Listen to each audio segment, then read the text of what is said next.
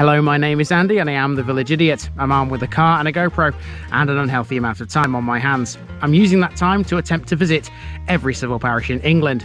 You're watching the Newark and Sherwood series, a district of 84 civil parishes right in the centre of Nottinghamshire. Come with me as we delve into one of them.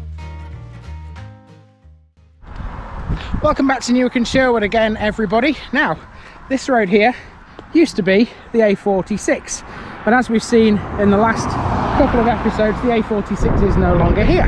It runs more to the east now, and this is just a secondary road, if you like, the Foz Way, and now it's much quieter. I can remember driving through here years ago when this road was absolutely heaving. Now, centuries ago, this place was heaving with another kind of traffic, certainly not the motorised version. And on this board here, we'll tell you a little bit about what that traffic was. Here we go. We're going to be talking about the Battle of Stoke Field in this episode. Welcome, people, to East Stoke.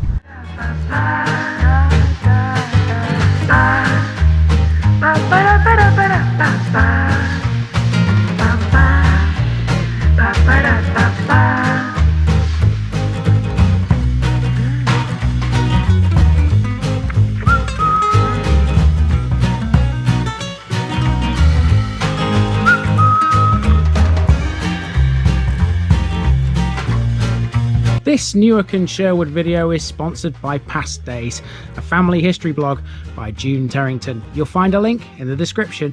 Here's my disclaimer for people who may be watching me for the first time. I say things as I would in my native accent and dialect. As a result, I may not pronounce things in the same way as the locals do. Remember, I'm a visitor. It's impossible to know everything. Leave me a comment, spin me a like, and bash that subscribe button. Let's get to today's parish video. There are 3 East Stokes in England. One's in Dorset, one's in Somerset, and the other is right here in Nottinghamshire. I can't speak for the other 2 yet, but this one's got a lot to talk about. Most of it centres on the Battle of Stoke Field, a medieval conflict which was the bloodiest battle in British history. So brutal, in fact, that it's said the nearby River Trent turned red in its wake. That's disputed, but its bloody legacy certainly isn't. The Battle of Stoke Field would claim 7,000 lives, and the bodies of many of its combatants are buried in the village. I'll show you where later. East Stoke itself is a small village situated about half a mile to the east of the Trent, lying about 6 miles southwest of Newark. The population of the parish includes that of nearby Thorpe. The Foz Way, the ancient Roman road, runs through the village. East Stoke is thought to have been the site of the Roman settlement of Ad Pontem, or the Place of the Bridges. The only bridge you'll find in East Stoke now spans Church Lane, and it's connected to the largest and grandest property in the village, Stoke Hall, which is associated with the Bromley family. Another name you'll find cropping up a lot here is Paunceford, and the 2 names are linked as well thanks to a marriage in the early 1900s. Let's get moving and see what else East Stoke can tell us about this part of Nottinghamshire.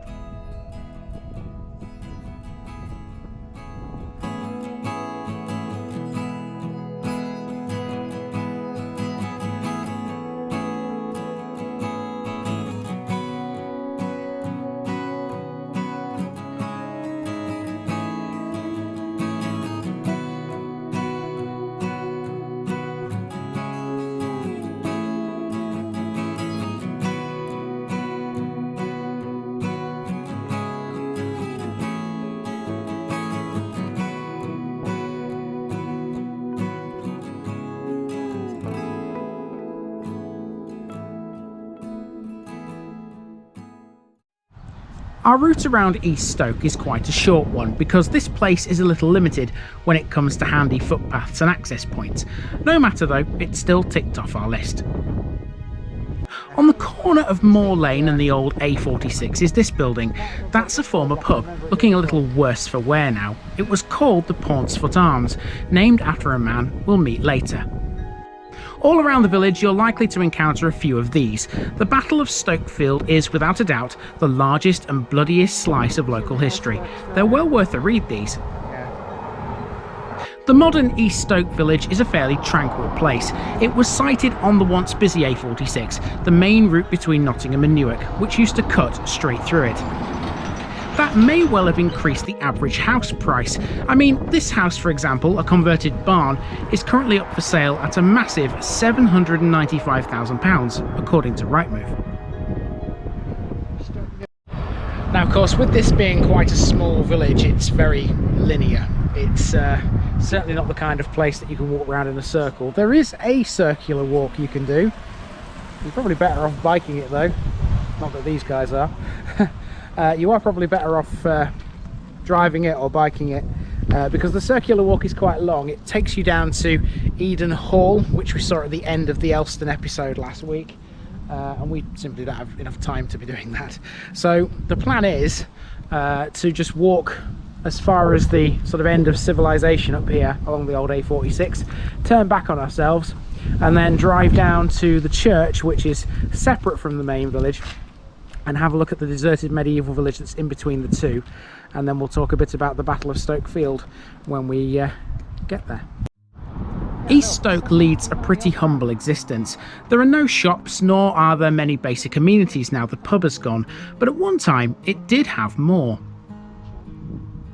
For example, here we find the old smithy, because where would a village have been in the 18th century without one of those, I ask you? It'd have been quite busy too, given the road we're on. East Stoke once had a post office as well. You'll come across the old post office almost next door to the smithy as you venture north towards Newark.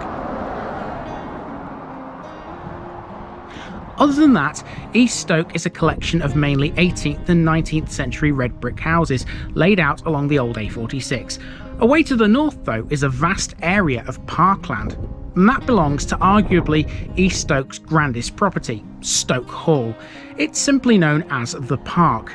To the south is a road towards another small village, and there's a sign here to tell you what that is. Now, the next village in this series will be Thorpe, which, as you can see, is 1 1/3 miles away from where we are here in East Stoke.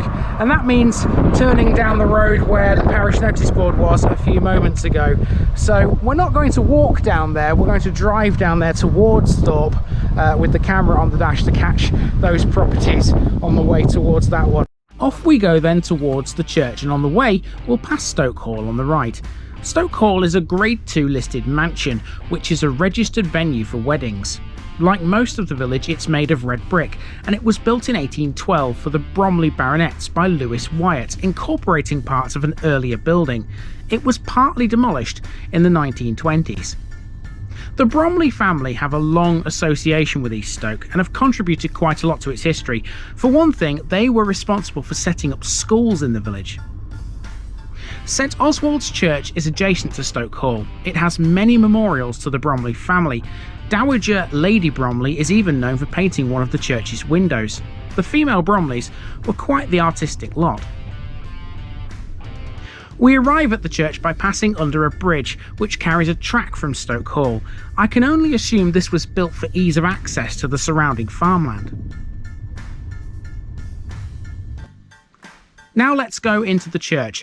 Look here at the surrounding wall. The churchyard is higher than the road because so many bodies from the Battle of Stoke Field were buried here. That means effectively we're walking on a massive burial mound, and that's an awful idea. St Oswald's Church dates from the 13th century, and it was largely rebuilt in 1738. A further restoration on its chancel took place in 1873. It was open too, so we had a look inside. On the wall, we found a war memorial tablet for the 2 World Wars. Okay, so here we are in the bell tower. That goes a long way up. Now here, we've got some information about the Battle of Stoke Field. Quite a big display about it, in fact. 1487 was when it was fought. Have we found anything, you two? I found a book here, and it's called Village Vignettes. Village Vignettes? Tales told by the villagers of Thorpe and East Stoke, Nottinghamshire, to celebrate the year 2000. So it's a Millennium Project then? Yeah, and what it is, it's like stories, like local stories. So let's just pick a random page. Wartime memories. So this is this lady's memories of living here in the war and You know, there's obviously a waterfall nearby, you know, some pictures there as well. No idea where the waterfall would have been, but... And this is what things were like, advertisements during that time. Okay, let's see what else we can see. We've obviously seen the war memorial on the wall already. There's a few other tablets. There's one here. And look, the what? In his holy temple. Yep. Around the arch there. Isn't that beautiful? Certainly is. So this tablet, Herbert Anthony Bailey, who died at Wallasey, Cheshire in 1897. Okay, obviously related to something here in East Stokes, or else it wouldn't be there. Church organ, yep. Ooh. You can tell this chancellor's older than the nave, can't you? Definitely. There you go, that's for the stained glass fans out there. And there are a few, actually, that like to see stained glass.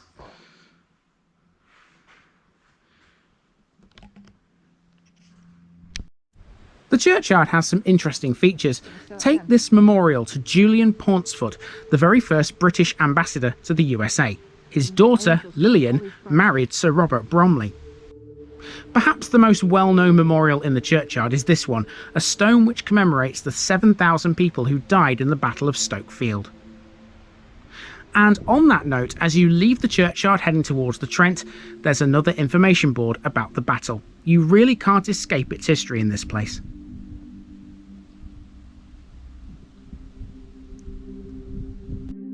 The Battle of Stoke Field took place on the 16th of June 1487 and may be considered to be the last battle of the Wars of the Roses. It was the last major engagement between the houses of Lancaster and York. It was fought between Yorkist rebels supported by Irish and Swiss mercenaries and the army of Henry VII. The exact site of the battle is disputed, but this map shows you the general area of conflict. Henry VII's army would be victorious, crushing the Yorkists convincingly. Folklore will tell you many of them were slaughtered in a ravine known locally as the Bloody Gutter. However, that same spot is also known as the Red Gutter, and it was a source of local clay in later years. To signify his victory, Henry raised his standard on a hill called Burham Furlong. The spot is marked by a stone memorial, which is on private land. Centuries on, the battle has often been reenacted, as seen here in this image.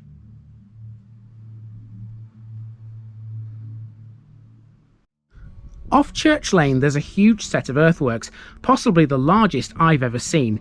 These are actually on both sides of the road. The most prominent ones though are on this western side. An enclosure map dating from 1796 illustrates that East Stoke once extended from the Fosse Way along both sides of Church Lane towards St Oswald's Church. However, by 1887, East Stoke had shrunk eastwards as far as Humber Lane. It's only a theory, but Stoke Hall is believed to be the reason for its demise, thanks to the creation of its adjoining parkland.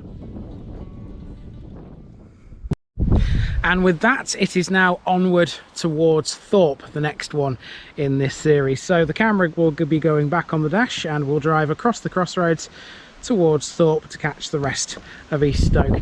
This one is too small to warrant having a picture bit, so we'll omit that in this one. And yeah, I'll see you in Thorpe next week. I've been Andy, also known as the Village Idiot. This has been the parish of East Stoke, and I'm out.